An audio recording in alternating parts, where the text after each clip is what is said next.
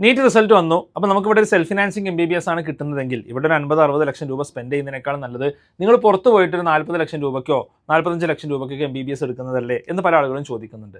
ഈ ആർഗ്യുമെന്റിൽ ഇൻഹറന്റ്ലി ഒരുപാട് പ്രശ്നങ്ങളുണ്ട്. എന്താണെന്നല്ലേ, നിങ്ങൾ പുറത്തൊരു രാജ്യത്ത് പോകുകയാണെന്നുണ്ടെങ്കിൽ ഒരു 6 ഇയേഴ്സ് ഒക്കെയാണ് ജനറലി കോഴ്സ് കാലാവധി എന്നുള്ളത്. ഇവിടെ 5.5 ഇയേഴ്സ് ആണ് എന്നുള്ളത് ഓർക്കണം. ഈ 6 ഇയേഴ്സ് കഴിഞ്ഞിട്ട് നിങ്ങൾ ആ രാജ്യത്ത് ഏത് രാജ്യത്താണോ പോകുന്നത് അവിടുത്തെ ലൈസൻസ് അല്ലെങ്കിൽ രജിസ്ട്രേഷൻ ഒബ്റ്റെയിൻ ചെയ്യണം. അതിനുവേണ്ടി നിങ്ങൾ ഒരു വർഷം കൂടിയൊക്കെ എന്തായാലും നിങ്ങൾ മിനിമം കാണേണ്ടി വരും. പല രാജ്യങ്ങളിലും അതിൻ്റെ നിയമങ്ങൾ എന്തൊക്കെയാണെന്നുള്ളത് നിങ്ങൾ തീർച്ചയായിട്ടും നിങ്ങൾ പരിശോധിക്കണം.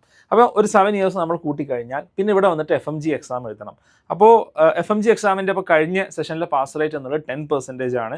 അപ്പോൾ അത് ഗവൺമെൻറ് തന്നെ മനഃപൂർവ്വം അത് ടഫാക്കുകയാണോ എന്നൊക്കെയുള്ള അഭിപ്രായങ്ങൾ വരെ വരുന്നുണ്ട്. എന്തായാലും 20% അപ്പുറമൊന്നും പാസ് റേറ്റ് കടക്കുന്നില്ല.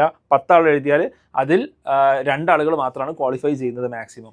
അപ്പോൾ ഈ ഒരു എക്സാമിന് മേ ബി ഒരു വർഷം കൂടി നമ്മൾ മാറ്റി വെച്ചാൽ 8 വർഷമായി. അത് കഴിഞ്ഞ് ഒരു വർഷം നമ്മൾ ഹൗസ് സർവൻസി ചെയ്യണം ഇവിടെ വീണ്ടും.